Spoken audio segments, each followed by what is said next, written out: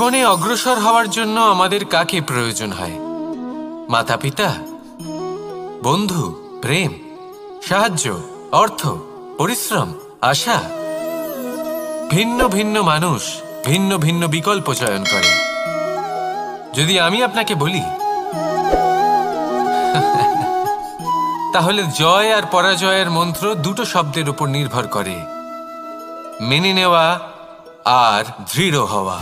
যদি মেনে নেন তাহলে হেরে যাবেন, যদি দৃঢ় হন তাহলে নিশ্চিত রূপে জয়ী হবেন। যদি কখনো আপনি ক্লান্ত হয়ে ওঠেন, আপনি দুঃখী হন, পুরোপুরি ভেঙে পড়েছেন, তখন মেনে নেবেন না যে আপনি ভেঙে পড়েছেন, নয়তো হেরে যাবেন। তখন উল্টে স্থির করবেন যে যাই হয়ে যাক না কেন আমি জয়ী হবই। আর আপনি দেখবেন যে জয় নিশ্চিত রূপে আপনার কাছেই আসবে। তাহলে এই কথা মনে রাখবেন আর আমার সাথে ভালোবেসে বলবেন, রাধা রাধা। সময়, জীবন, কাল। দেখতে গেলে এই তিনটি শব্দ একটি শব্দেরই সমার্থক শব্দ মনে হয়, কিন্তু এই শব্দগুলির অর্থ কি সমান? কখনোই নয়। হ্যাঁ, এই সময় চলতে থাকে, জীবন চলতে থাকে, কালচক্র চলতে থাকে। এই সময় কেটে যায়, কিন্তু এই জীবন একে যাপন করতে হয়। কি বলেন? এই জীবনে কিছু করুন বা কিছু না করুন, জীবন এমনি কেটে যাবে, আপনি জানতেও পারবেন না। কিন্তু সেটা আমাদের উদ্দেশ্য নয়, একে যাপন করতে হবে।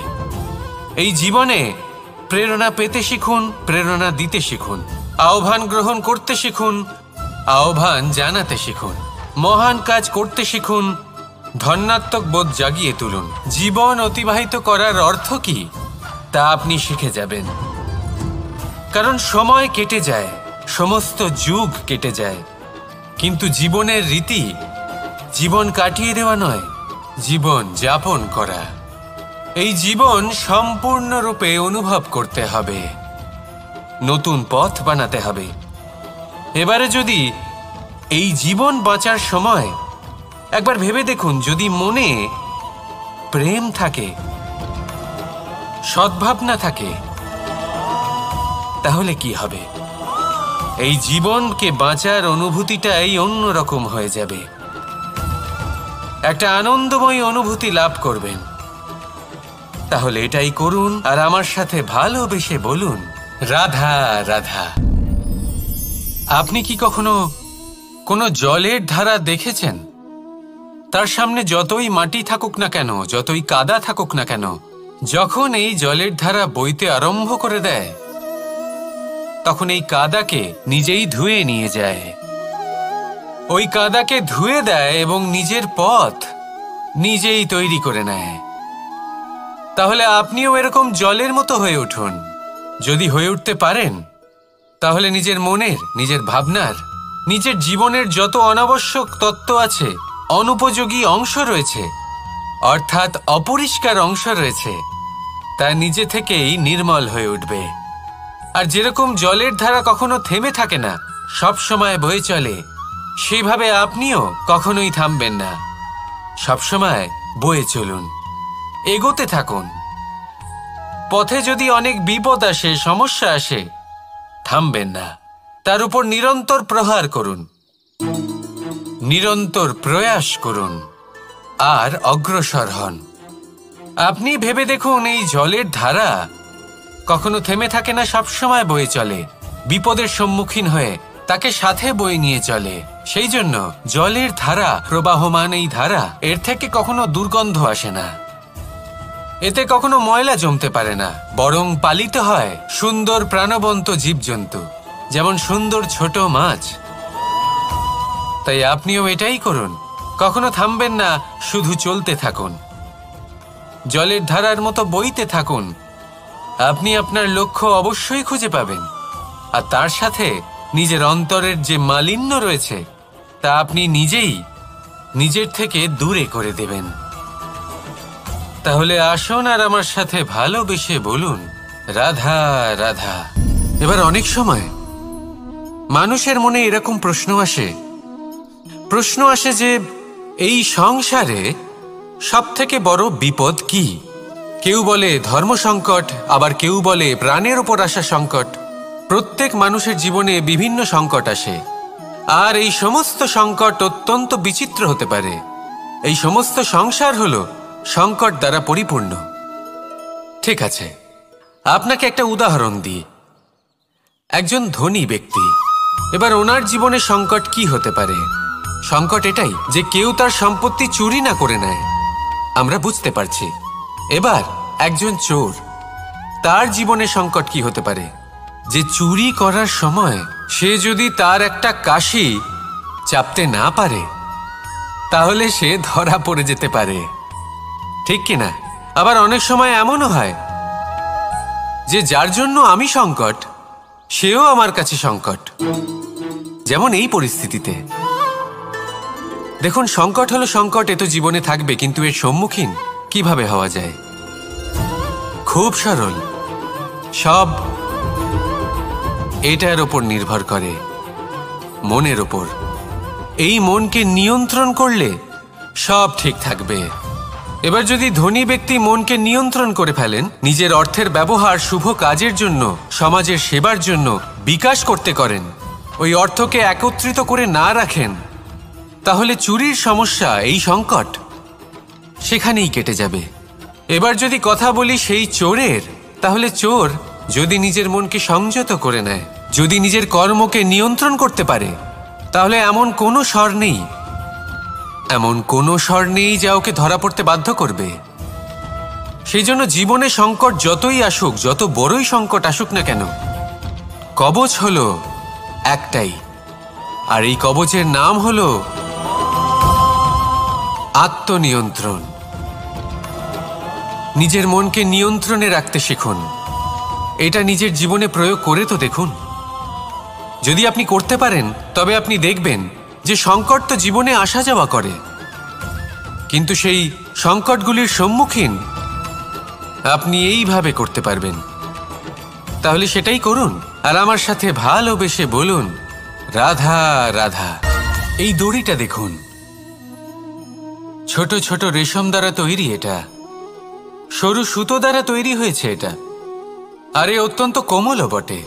আর আপনি চাইলে এটা সোজাও করে দিতে পারেন, আর চাইলে এটা বেঁকিয়েও দিতে পারেন, আর যদি চান তাহলে এটা গোল গোল করে বেঁধে কোথাও রেখেও দিতে পারেন। এবার এই কোমল দড়ি যদি কোনো নিষ্ঠুর কঠিন পাথরে বারংবার জড়িয়ে দেওয়া হয়, তাহলেও তাকেও কাটতে পারে, নিজের ছাপ ছেড়ে যেতে পারে, সেটার আকারও বদলে ফেলতে পারে। এবার এর কারণ কি? এর কারণ হলো অভ্যাস আর নিরন্তর প্রচেষ্টা। যদি আপনিও চেষ্টা করেন আর নিরন্তর কর্ম করে যান, তাহলে আপনার প্রারব্ধ পাথরের মতো কঠিনই হোক না কেন, তাতে ভাঙন ধরিয়েও আপনি নিজের লক্ষ্যে অবশ্যই পৌঁছতে পারবেন। একটা গুরুত্বপূর্ণ কথা মনে রাখবেন,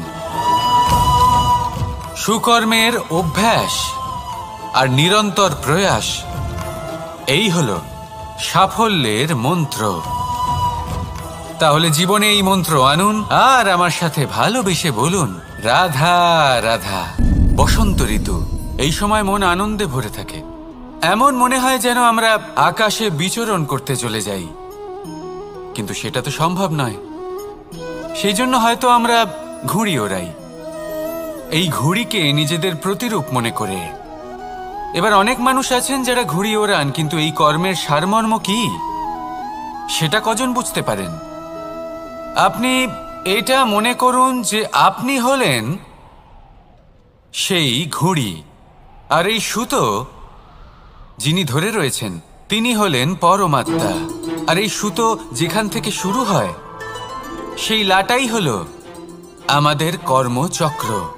এবার আপনি নিজেই অনুমান করুন যে এই উড়ান কার ওপর নির্ভরশীল? পরমাত্মার ওপর আর আপনার কর্মের ওপর। যদি পরমাত্মা আপনার হাত ধরে থাকেন, আপনার সাথে থাকেন, যদি আপনি শুভ কর্ম করতে থাকেন, আপনি এই আকাশে উড়তে থাকবেন। কিন্তু কোথাও যদি পরমাত্মার সাথে এই বন্ধন ছিন্ন হয়, আপনার কর্মচক্র খারাপ হয়ে যায় বা থেমে যায়, তাহলে আপনার এই ঘুড়ি কেটে যাবে আর দূরে কোনো গাছের ডালে গিয়ে আটকে যাবে। তাই শুধুমাত্র ঘুড়ি ওড়াবেন না, তার থেকে শিখুন। পরমাত্মার সাহচর্যে থাকুন, সবসময় শুভ কর্ম করতে থাকুন আর সবসময় এই আকাশে উড়তে থাকুন। আসুন আর আমার সাথে ভালোবেসে বলুন, রাধা রাধা। জীবনে লক্ষ্য লাভ কি করে করতে হয়?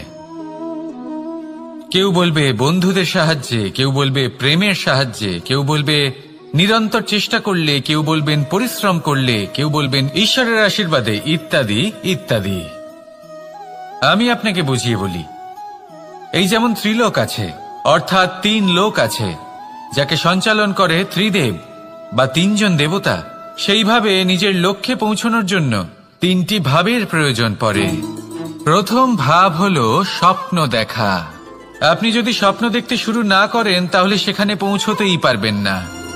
তারপর আপনাকে দৃঢ় সংকল্প নিয়ে সেই পথ যেমনই হোক তাতে চলতে হবে। এ হলো দ্বিতীয় ভাব, দৃঢ় সংকল্প। আর তৃতীয় ভাব হলো সেই লক্ষ্যের যাত্রা পূর্ণ করার জন্য প্রতিবদ্ধ হওয়া। তাই যদি আপনি স্বপ্ন দেখতে পারেন, দৃঢ় সংকল্প দ্বারা পথ যতই কঠিন হোক না কেন তাতে চলতে পারেন, আর সেই লক্ষ্য লাভের যাত্রা পূর্ণ করার জন্য প্রতিবদ্ধ হতে পারেন, তাহলে আপনি নিশ্চিত রূপে আপনার লক্ষ্য লাভ করতে পারবেন। তাই আপনি এটাই করুন আর আমার সাথে ভালোবেসে বলুন, রাধা রাধা। কথায় আছে যে জীবনে কিছু শুরু করার আগে স্বপ্ন দেখা অত্যন্ত গুরুত্বপূর্ণ, আর এটা 100% সত্যিও। কিন্তু কিছু মানুষ স্বপ্ন দেখা শুরু না হয় করে দেন, কিন্তু তারপর থামেনি না। স্বপ্ন দেখতেই থাকেন, তারা ভাবতেই থাকেন, কর্ম করেন না। এমন সময় আপনাকে নিজেকে জাগিয়ে তুলতে হবে। নিজেকে বলতে হবে যে এবার উঠে কর্ম করার সময় এসে গেছে। কারণ আপনারা যদি অত্যাধিক বিচার করতে থাকেন, স্বপ্ন দেখতে থাকেন, তাহলে উঠে কিছুই করতে পারবেন না। আপনি শুধু একটা কাজ করুন, উঠে কর্ম করা আরম্ভ করে দিন। তারপর ভেবেচিন্তে ধীরে ধীরে নিজের কর্মকে দিশাও দিন আর তাকে উচিত গতিও দিন। কারণ এটাই হলো সাফল্যের মূল মন্ত্র। না শুধু কর্ম করুন না ভাবনা চিন্তা করে, আর না শুধু ভাবুন কর্ম না করে। সাফল্যের মূল মন্ত্র হলো এর ভারসাম্যে। তাহলে এটাই করুন, সাফল্যকে লাভ করুন আর আমার সাথে ভালোবেসে বলুন, রাধা রাধা। সূর্যের মনে হয় যে তার থেকে বেশি তেজস্বী আর উজ্জ্বল কেউ নেই। তাই তার এই অহংকার ভঙ্গ করার জন্য মেঘ চলে আসে। তারপর এই মেঘের অহংকার বেড়ে যায় যে তার থেকে বেশি ঘন আর কেউ নেই। তারপরে বাতাসের একটা প্রবল দমক আসে আর মেঘেদের ছিন্ন ভিন্ন করে দিয়ে চলে যায়। তখন বায়ুর অহংকার বেড়ে যায়, আরো ভাবে যে তার থেকে বেশি শক্তিশালী আর কেউ নেই। এই দমকা বাতাস যখন বিশাল এক পর্বতের সাথে ধাক্কা খায়, তখন সেই বাতাসের অহংকারও চূর্ণ বিচূর্ণ হয়ে যায়। তারপরে পর্বত ভাবে যে তার থেকে বেশি ধীর আর শক্তিশালী আর কেউ নেই। তখন পৃথিবীতে ভূমিকম্প হয় আর সেই বিশাল পর্বত চূর্ণ বিচূর্ণ হয়ে যায়, তারও অহংকার ভেঙে যায়। এবার ধরিত্রীর অহংকার হতে থাকে। ধরিত্রী বলে যে আমার উপর সবকিছু টিকে রয়েছে, আমার থেকে বেশি শক্তিশালী আর কেউ নেই। একটা ছোট্ট ইঁদুর আসে, মাটিতে গর্ত করে আর মাটি ধসিয়ে দেয়। ধরিত্রীর অহংকার ভেঙে যায়। এর তাৎপর্য হলো সরল, এই সংসারে অহংকার কখনো স্থির থাকে না, এই অহংকার ভাঙবেই। এটা হলো সাংসারিক চক্র। আমাদের নিজেদের জীবনে কর্তব্য পালন করতে হবে, কর্ম করতে হবে, কিন্তু অহংকার নয়। যে ব্যক্তি এটা বুঝতে সক্ষম হন তাকে জ্ঞানী বলা হয়, আর যে মানুষ এটা বুঝতে পারেন না তিনি সারা জীবন শোধ প্রতিশোধ মান অভিমানের এই চক্রে আটকা পড়েন। এবার আপনি কি এই চক্রে আটকে থাকতে চান নাকি জ্ঞানী হয়ে উঠতে চান? সেই চয়ন আপনারই। আসুন আর আমার সাথে ভালোবেসে বলুন, রাধা রাধা। কোন যোদ্ধা জন্ম থেকে যোদ্ধা হন না, তিনি যোদ্ধা হবেন কিনা চয়ন করেন। তিনি যোদ্ধা হবেন বলে তখনই স্থির করেন যখন তিনি পিছু হটবেন না বলে দৃঢ় প্রতিজ্ঞ হন। যদি ওনার সামনে অশুভ কিছু হয় তার বিরোধিতা করতে দৃঢ় প্রতিজ্ঞ হন, তবেই তিনি যোদ্ধা হতে পারেন। কেউই যোদ্ধা হয়ে এই পৃথিবীতে জন্মগ্রহণ করেন না। আপনি কি হতে চান? সেই দর্শক হতে চান যারা যুদ্ধভূমিতে বসে থেকে অন্য কারোর জয়ে উচ্ছ্বাস প্রকাশ করেন, নাকি সেই যোদ্ধা হতে চান যিনি নিজের শৌর্য দিয়ে, বীরত্ব দিয়ে পরাক্রম প্রদর্শন করেন এবং যার প্রশংসা যুগ যুগ ধরে হয়ে চলে? সিদ্ধান্ত আপনারই। আসুন আর আমার সাথে ভালোবেসে বলুন, রাধা রাধা। সাফল্য খুব সহজ এক শব্দ। এটা হলো সেই সব শব্দের মধ্যে অন্যতম যা মানুষ একটু বুঝলেই ভাবেন সব বুঝে ফেলেছি। আর যেই উনি বুঝতে পারেন সাফল্য কি, আজীবন সেই সাফল্যের পেছনেই ছুটতে থাকেন। এই সাফল্য হলো একটা খেলার মতো, যাতে মানুষ নিজের সমস্ত জীবন বাজি লাগিয়ে দেন। আর প্রত্যেক খেলার মতোই এরও কিছু নিয়ম রয়েছে। আর প্রাথমিক নিয়ম হলো, এই সাফল্য লাভ করার জন্য সাফল্য লাভ করার স্বপ্ন আপনাকে অবশ্যই দেখতে হবে। আগে হ্যাঁ, কিন্তু শুধুমাত্র স্বপ্ন দেখলেই কিছুই হবে না। স্বপ্ন দেখুন, তারপরে আপনার নিজের নিদ্রাকে ভঙ্গ করতে হবে, দিনরাত পরিশ্রম করতে হবে, দিনরাত চেষ্টা করতে হবে। তবেই এই সাফল্য আপনার কাছে আসবে আর আপনার পদানত হবে। তাহলে স্বপ্ন দেখুন আর পরিশ্রম করে তাকে সার্থক করুন। যদি এটা করেন তবেই সাফল্য সহজেই আপনার কাছে আসবে। আর তখন মন প্রসন্ন হয়ে বলবে, রাধা রাধা। সমস্যা। প্রত্যেকের জীবনেই সমস্যা আসা যাওয়া করে, আর প্রত্যেক মানুষ সমস্যা আসার পর তার সমাধান খুঁজতে উঠে পড়ে লাগেন। কিন্তু যখনই সমস্যার সমাধান হয়ে যায়, আমরা সুপ্রসন্ন হয়ে যাই এবং অসাবধানও হয়ে যাই। আমাদের মনে হয় যে আমরা সম্পূর্ণরূপে সমস্যার অন্ত করেছি, কিন্তু কোথাও না কোথাও একটা ছোট্ট বীজ রয়েই যায়। আর সেই বীজ আমাদের অসাবধানতার ছত্রছায়ায় বড় হতে থাকে, আর তারপর মহা সংকট হয়ে আবার আমাদের উপর আক্রমণ করে। এই সংকট যে কোনো রূপে আসতে পারে, কোনো শত্রুর রূপেও আসতে পারে, বা কোনো মহামারীর রূপেও আসতে পারে। সেই জন্য সবসময় সাবধান থাকাই উচিত। কারণ অসাবধান হলে কি হয়, আমাদের সুরক্ষা চক্রে একটা ছেদ উৎপন্ন হয়, আর আমাদের শেষ করতে পারে এমন এক বাণ সেই ছেদ বিন্দু হয়ে আমাদের হৃদয়ে প্রবেশ করতে পারে। তাই যে কোনো সমস্যার সমাধান করুন, জয়ী হন, উৎসব পালন করুন, কিন্তু সাবধানে থাকবেন। আসুন আর আমার সাথে ভালোবেসে বলুন, রাধা রাধা। আমাদের জীবনে দুই ধরনের সম্পত্তি হয়ে থাকে। এক হলো ভৌতিক সম্পত্তি, এক হলো জৈবিক সম্পত্তি। অর্থ, সম্পদ, সুবিধে, খাদ্য, এইসব ভৌতিক সম্পত্তির মধ্যে পড়ে। ব্যক্তি, মিত্র, পরিবার, আমাদের আপনজন, আত্মীয় স্বজন সব জৈবিক শ্রেণীতে পড়ে। আর প্রত্যেক মানুষের পক্ষে এই বিভাজন বোঝা অত্যন্ত আবশ্যক। কারণ মূলত আমাদের ব্যবহার দুই রকমের হয়ে থাকে, হয় আমরা ভালোবাসি বা আমরা সদ্ব্যবহার করি। আর সবথেকে বড় ভুল আমরা তখন করি যখন আমরা বুঝতেই পারি না যে ভালোবাসবো কাকে আর ব্যবহার করব কাকে। আমরা ভৌতিক সম্পত্তি ভালোবেসে ফেলি আর ব্যবহার করি জৈবিক সম্পত্তিকে, যেখানে এটা অনুচিত। জৈবিক সম্পত্তিকে ভালোবাসুন আর ভৌতিক সম্পত্তিকে ব্যবহার করুন। যেদিন আপনার মধ্যে এই বোধ জাগ্রত হবে যে কাকে ভালোবাসবেন আর কাকে ব্যবহার করবেন, সেই দিন আপনার জীবনে শুধুই শান্তি বিরাজমান হবে। আর তখন এই মন প্রসন্ন হয়ে বলবে, রাধা রাধা।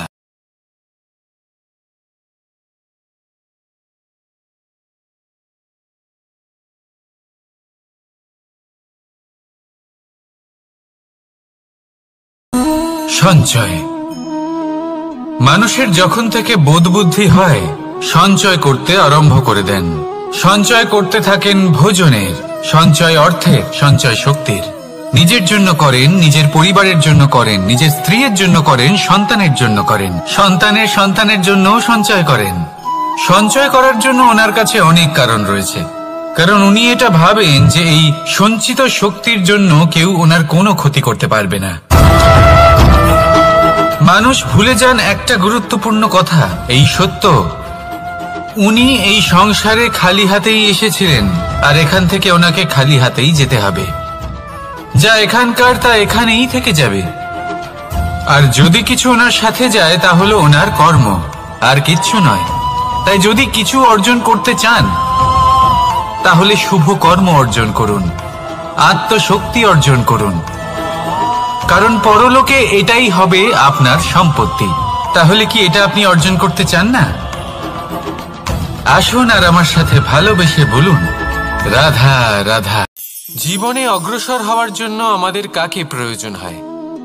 মাতা পিতা, বন্ধু, প্রেম, সাহায্য, অর্থ, পরিশ্রম, আশা। ভিন্ন ভিন্ন মানুষ ভিন্ন ভিন্ন বিকল্প চয়ন করে। যদি আমি আপনাকে বলি তাহলে জয় আর পরাজয়ের মন্ত্র দুটো শব্দের উপর নির্ভর করে, মেনে নেওয়া আর দৃঢ় হওয়া। যদি মেনে নেন তাহলে হেরে যাবেন, যদি দৃঢ় হন তাহলে নিশ্চিত রূপে জয়ী হবেন। যদি কখনো আপনি ক্লান্ত হয়ে ওঠেন, আপনি দুঃখী হন, পুরোপুরি ভেঙে পড়েছেন, তখন মেনে নেবেন না যে আপনি ভেঙে পড়েছেন, নয়তো হেরে যাবেন। তখন উল্টে স্থির করবেন যে যাই হয়ে যাক না কেন আমি জয়ী হবই। আর আপনি দেখবেন যে জয় নিশ্চিত রূপে আপনার কাছেই আসবে। তাহলে এই কথা মনে রাখবেন আর আমার সাথে ভালোবেসে বলবেন, রাধা রাধা। সময়, জীবন, কাল। দেখতে গেলে এই তিনটি শব্দ একটি শব্দেরই সমার্থক শব্দ মনে হয়, কিন্তু এই শব্দগুলো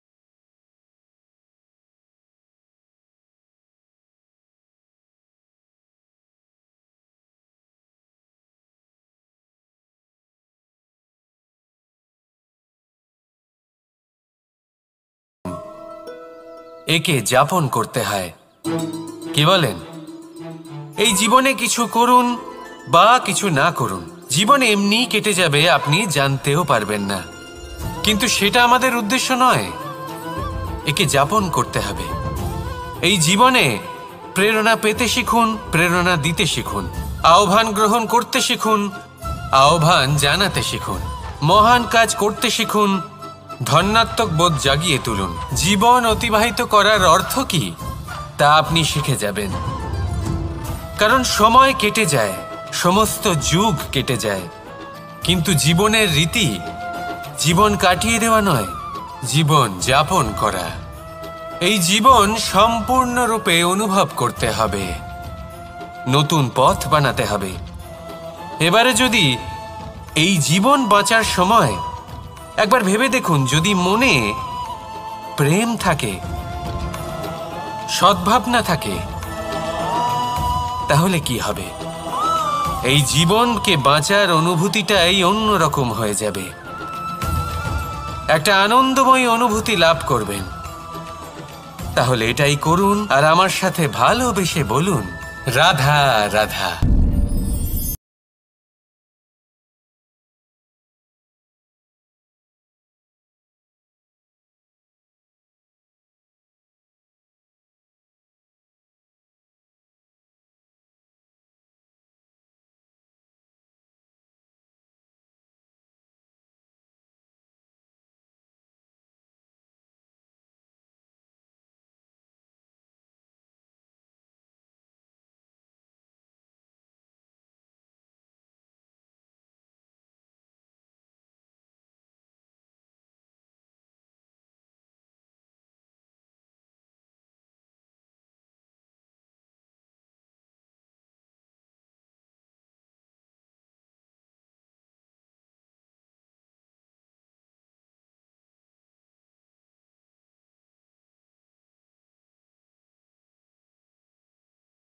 সে থামবেন না, তার উপর নিরন্তর প্রহার করুন, নিরন্তর প্রয়াস করুন আর অগ্রসর হন। আপনি ভেবে দেখুন, এই জলের ধারা কখনো থেমে থাকে না, সবসময় বয়ে চলে। বিপদের সম্মুখীন হয়ে তাকে সাথে বয়ে নিয়ে চলে। সেই জন্য জলের ধারা, প্রবাহমান এই ধারা, এর থেকে কখনো দুর্গন্ধ আসে না, এতে কখনো ময়লা জমতে পারে না, বরং পালিত হয় সুন্দর প্রাণবন্ত জীবজন্তু, যেমন সুন্দর ছোট মাছ। তাই আপনিও এটাই করুন, কখনো থামবেন না, শুধু চলতে থাকুন, জলের ধারার মতো বইতে থাকুন। আপনি আপনার লক্ষ্য অবশ্যই খুঁজে পাবেন, আর তার সাথে নিজের অন্তরের যে মালিন্য রয়েছে তা আপনি নিজেই নিজের থেকে দূরে করে দেবেন। তাহলে আসুন আর আমার সাথে ভালোবেসে বলুন, রাধা রাধা। এবার অনেক সময় মানুষের মনে এরকম প্রশ্ন আসে যে এই সংসারে সবথেকে বড় বিপদ কি? কেউ বলে ধর্ম সংকট, আবার কেউ বলে প্রাণের উপর আসা সংকট। প্রত্যেক মানুষের জীবনে বিভিন্ন সংকট আসে, আর এই সমস্ত সংকট অত্যন্ত বিচিত্র হতে পারে। এই সমস্ত সংসার হলো সংকট দ্বারা পরিপূর্ণ। ঠিক আছে, আপনাকে একটা উদাহরণ দিই।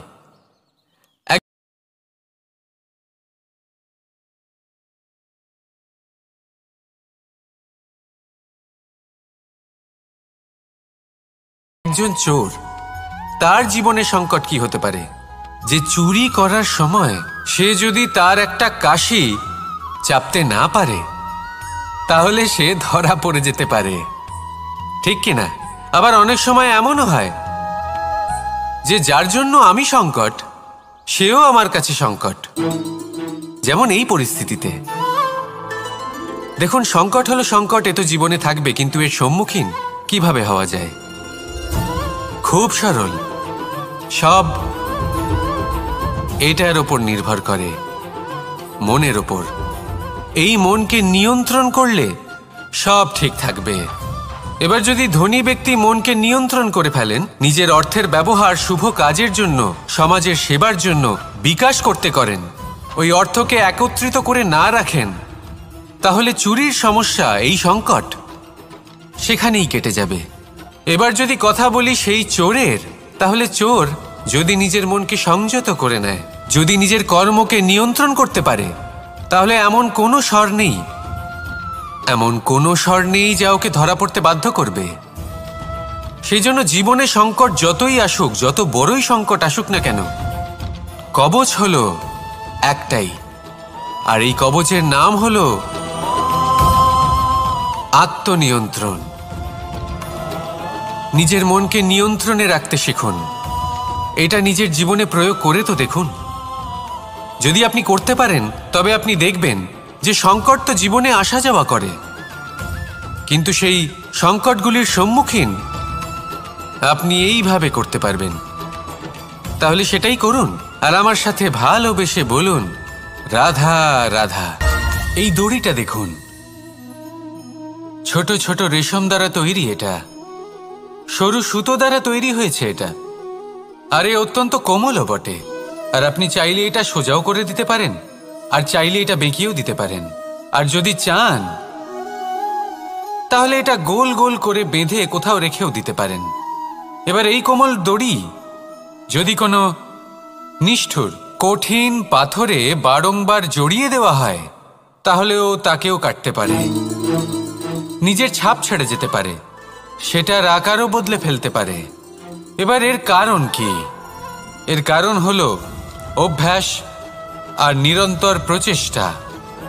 যদি আপনিও চেষ্টা করেন আর নিরন্তর কর্ম করে যান, তাহলে আপনার প্রারব্ধ পাথরের মতো কঠিনই হোক না কেন, তাতে ভাঙন ধরিয়েও আপনি নিজের লক্ষ্যে অবশ্যই পৌঁছতে পারবেন। একটা গুরুত্বপূর্ণ কথা মনে রাখবেন, সুকর্মের অভ্যাস আর নিরন্তর প্রয়াস, এই হলো সাফল্যের মন্ত্র। তাহলে জীবনে এই মন্ত্র আনুন, আর আমার সাথে ভালোবেসে বলুন, রাধা রাধা। বসন্ত ঋতু, এই সময় মন আনন্দে ভরে থাকে, এমন মনে হয় যেন আমরা আকাশে বিচরণ করতে চলে যাই, কিন্তু সেটা তো সম্ভব নয়। সেই জন্য হয়তো আমরা ঘুড়ি ওড়াই, এই ঘুড়িকে নিজেদের প্রতিরূপ মনে করে। এবার অনেক মানুষ আছেন যারা ঘুড়ি ওড়ান, কিন্তু এই কর্মের সারমর্ম কি সেটা কজন বুঝতে পারেন? আপনি এটা মনে করুন যে আপনি হলেন সেই ঘুড়ি, আর এই সুতো যিনি ধরে রয়েছেন তিনি হলেন পরমাত্মা। আর এই সুতো যেখান থেকে শুরু হয় সেই লাটাই হলো আমাদের কর্মচক্র। এবার আপনি নিজেই অনুমান করুন যে এই উড়ান কার ওপর নির্ভরশীল, পরমাত্মার ওপর আর আপনার কর্মের ওপর। যদি পরমাত্মা আপনার হাত ধরে থাকেন, আপনার সাথে থাকেন, যদি আপনি শুভ কর্ম করতে থাকেন, আপনি এই আকাশে উড়তে থাকবেন। কিন্তু কোথাও যদি পরমাত্মার সাথে এই বন্ধন ছিন্ন হয়, আপনার কর্মচক্র খারাপ হয়ে যায় বা থেমে যায়, তাহলে আপনার এই ঘুড়ি কেটে যাবে আর দূরে কোনো গাছের ডালে গিয়ে আটকে যাবে। তাই শুধুমাত্র ঘুড়ি ওড়াবেন না, তার থেকে শিখুন, পরমাত্মার সাহচর্যে থাকুন, সবসময় শুভ কর্ম করতে থাকুন আর সবসময় এই আকাশে উড়তে থাকুন। আসুন আর আমার সাথে ভালোবেসে বলুন, রাধা রাধা। জীবনে লক্ষ্য লাভ কি করে করতে হয়? কেউ বলবে বন্ধুদের সাহায্যে, কেউ বলবে প্রেমের সাহায্যে, কেউ বলবে নিরন্তর চেষ্টা করলে, কেউ বলবেন পরিশ্রম করলে, কেউ বলবেন ঈশ্বরের আশীর্বাদে, ইত্যাদি ইত্যাদি। আমি আপনাকে বুঝিয়ে বলি, এই যেমন ত্রিলোক আছে, অর্থাৎ 3 লোক আছে, যাকে সঞ্চালন করে ত্রিদেব বা 3 জন দেবতা। সেইভাবে নিজের লক্ষ্যে পৌঁছানোর জন্য 3টি ভাবের প্রয়োজন পড়ে। প্রথম ভাব হলো স্বপ্ন দেখা। আপনি যদি স্বপ্ন দেখতে শুরু না করেন তাহলে সেখানে পৌঁছতেই পারবেন না। তারপর আপনাকে দৃঢ় সংকল্প নিয়ে সেই পথ যেমনই হোক তাতে চলতে হবে। এ হলো দ্বিতীয় ভাব, দৃঢ় সংকল্প। আর তৃতীয় ভাব হলো সেই লক্ষ্যের যাত্রা পূর্ণ করার জন্য প্রতিবদ্ধ হওয়া। তাই যদি আপনি স্বপ্ন দেখতে পারেন, দৃঢ় সংকল্প দ্বারা পথ যতই কঠিন হোক না কেন তাতে চলতে পারেন, আর সেই লক্ষ্য লাভের যাত্রা পূর্ণ করার জন্য প্রতিবদ্ধ হতে পারেন, তাহলে আপনি নিশ্চিত রূপে আপনার লক্ষ্য লাভ করতে পারবেন। তাই আপনি এটাই করুন আর আমার সাথে ভালোবেসে বলুন, রাধা রাধা। কথায় আছে যে জীবনে কিছু শুরু করার আগে স্বপ্ন দেখা অত্যন্ত গুরুত্বপূর্ণ, আর এটা 100% সত্যিও। কিন্তু কিছু মানুষ স্বপ্ন দেখা শুরু না হয় করে দেন, কিন্তু তারপর থামেনি না। স্বপ্ন দেখতেই থাকেন, তারা ভাবতেই থাকেন, কর্ম করেন না। এমন সময় আপনাকে নিজেকে জাগিয়ে তুলতে হবে, নিজেকে বলতে হবে যে এবার উঠে কর্ম করার সময় এসে গেছে। কারণ আপনারা যদি অত্যাধিক বিচার করতে থাকেন, স্বপ্ন দেখতে থাকেন, তাহলে উঠে কিছুই করতে পারবেন না। আপনি শুধু একটা কাজ করুন, উঠে কর্ম করা আরম্ভ করে দিন। তারপর ভেবেচিন্তে ধীরে ধীরে নিজের কর্মকে দিশাও দিন আর তাকে উচিত গতিও দিন। কারণ এটাই হলো সাফল্যের মূল মন্ত্র। না শুধু কর্ম করুন না ভাবনা চিন্তা করে, আর না শুধু ভাবুন কর্ম না করে। সাফল্যের মূল মন্ত্র হলো এর ভারসাম্যে। তাহলে এটাই করুন, সাফল্যকে লাভ করুন আর আমার সাথে ভালোবেসে বলুন, রাধা রাধা। সূর্যের মনে হয় যে তার থেকে বেশি তেজস্বী আর উজ্জ্বল কেউ নেই, তাই তার এই অহংকার ভঙ্গ করার জন্য মেঘ চলে আসে। তারপর এই মেঘের অহংকার বেড়ে যায় যে তার থেকে বেশি ঘন আর কেউ নেই। তারপরে বাতাসের একটা প্রবল দমক আসে আর মেঘেদের ছিন্ন ভিন্ন করে দিয়ে চলে যায়। তখন বায়ুর অহংকার বেড়ে যায়, আরো ভাবে যে তার থেকে বেশি শক্তিশালী আর কেউ নেই। এই দমকা বাতাস যখন বিশাল এক পর্বতের সাথে ধাক্কা খায়, তখন সেই বাতাসের অহংকারও চূর্ণ বিচূর্ণ হয়ে যায়। তারপরে পর্বত ভাবে যে তার থেকে বেশি ধীর আর শক্তিশালী আর কেউ নেই। তখন পৃথিবীতে ভূমিকম্প হয় আর সেই বিশাল পর্বত চূর্ণ বিচূর্ণ হয়ে যায়, তারও অহংকার ভেঙে যায়। এবার ধরিত্রীর অহংকার হতে থাকে। ধরিত্রী বলে যে আমার উপর সবকিছু টিকে রয়েছে, আমার থেকে বেশি শক্তিশালী আর কেউ নেই। একটা ছোট্ট ইঁদুর আসে, মাটিতে গর্ত করে আর মাটি ধসিয়ে দেয়। ধরিত্রীর অহংকার ভেঙে যায়। এর তাৎপর্য হলো সরল, এই সংসারে অহংকার কখনো স্থির থাকে না, এই অহংকার ভাঙবেই। এটা হলো সাংসারিক চক্র। আমাদের নিজেদের জীবনে কর্তব্য পালন করতে হবে, কর্ম করতে হবে, কিন্তু অহংকার নয়। যে ব্যক্তি এটা বুঝতে সক্ষম হন তাকে জ্ঞানী বলা হয়, আর যে মানুষ এটা বুঝতে পারেন না তিনি সারা জীবন শোধ প্রতিশোধ মান অভিমানের এই চক্রে আটকা পড়েন। এবার আপনি কি এই চক্রে আটকে থাকতে চান, নাকি জ্ঞানী হয়ে উঠতে চান? সেই চয়ন আপনারই। আসুন আর আমার সাথে ভালোবেসে বলুন, রাধা রাধা। কোন যোদ্ধা জন্ম থেকে যোদ্ধা হন না, তিনি যোদ্ধা হবেন কিনা চয়ন করেন। তিনি যোদ্ধা হবেন বলে তখনই স্থির করেন যখন তিনি পিছু হটবেন না বলে দৃঢ় প্রতিজ্ঞ হন। যদি ওনার সামনে অশুভ কিছু হয় তার বিরোধিতা করতে দৃঢ় প্রতিজ্ঞ হন, তবেই তিনি যোদ্ধা হতে পারেন। কেউই যোদ্ধা হয়ে এই পৃথিবীতে জন্মগ্রহণ করেন না। আপনি কি হতে চান?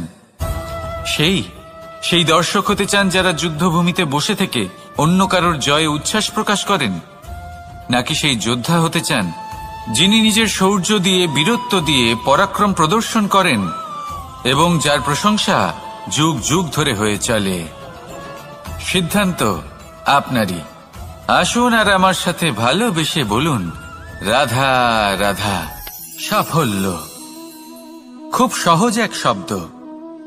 এটা হলো সেই সব শব্দের মধ্যে অন্যতম যা মানুষ একটু বুঝলেই ভাবেন সব বুঝে ফেলেছি, আর যেই উনি বুঝতে পারেন সাফল্য কি, আজীবন সেই সাফল্যের পেছনেই ছুটতে থাকেন।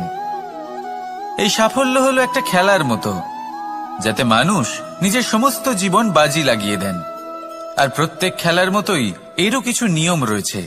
আর প্রাথমিক নিয়ম হলো এই সাফল্য লাভ করার জন্য সাফল্য লাভ করার স্বপ্ন আপনাকে অবশ্যই দেখতে হবে আগে। হ্যাঁ, কিন্তু শুধুমাত্র স্বপ্ন দেখলেই কিছুই হবে না।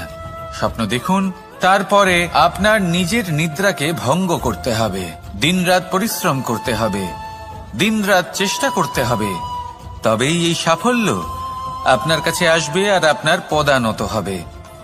তাহলে স্বপ্ন দেখুন আর পরিশ্রম করে তাকে সার্থক করুন। যদি এটা করেন তবেই সাফল্য সহজেই আপনার কাছে আসবে। আর তখন মন প্রসন্ন হয়ে বলবে, রাধা রাধা। সমস্যা প্রত্যেকের জীবনেই সমস্যা আসা যাওয়া করে, আর প্রত্যেক মানুষ সমস্যা আসার পর তার সমাধান খুঁজতে উঠে পড়ে লাগেন। কিন্তু যখনই সমস্যার সমাধান হয়ে যায় আমরা সুপ্রসন্ন হয়ে যাই এবং অসাবধানও হয়ে যাই। আমাদের মনে হয় যে আমরা সম্পূর্ণরূপে সমস্যার অন্ত করেছি, কিন্তু কোথাও না কোথাও একটা ছোট্ট বীজ রয়েই যায়, আর সেই বীজ আমাদের অসাবধানতার ছত্রছায়ায় বড় হতে থাকে, আর তারপর মহা সংকট হয়ে আবার আমাদের উপর আক্রমণ করে। এই সংকট যে কোনো রূপে আসতে পারে, কোনো শত্রুর রূপেও আসতে পারে, বা কোনো মহামারীর রূপেও আসতে পারে।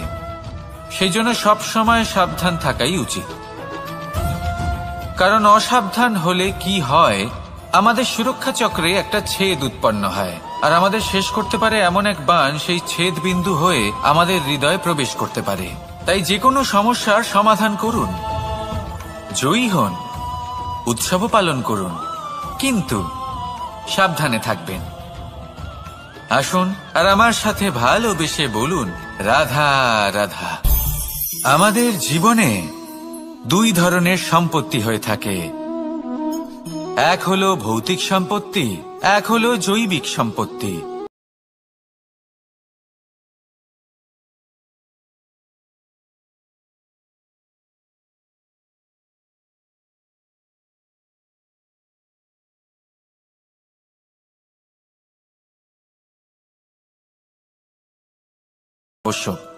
কারণ মূলত আমাদের ব্যবহার দুই রকমের হয়ে থাকে, হয় আমরা ভালোবাসি বা আমরা সদ্ব্যবহার করি। আর সবথেকে বড় ভুল আমরা তখন করি যখন আমরা বুঝতেই পারি না যে ভালোবাসবো কাকে আর ব্যবহার করব কাকে। আমরা ভৌতিক সম্পত্তি ভালোবেসে ফেলি আর ব্যবহার করি জৈবিক সম্পত্তিকে, যেখানে এটা অনুচিত। জৈবিক সম্পত্তিকে ভালোবাসুন আর ভৌতিক সম্পত্তিকে ব্যবহার করুন, যেদিন আপনার মধ্যে এই বোধ জাগ্রত হবে যে কাকে ভালোবাসবেন আর কাকে ব্যবহার করবেন, সেই দিন আপনার জীবনে শুধুই শান্তি বিরাজমান হবে। আর তখন এই মন প্রসন্ন হয়ে বলবে, রাধা রাধা।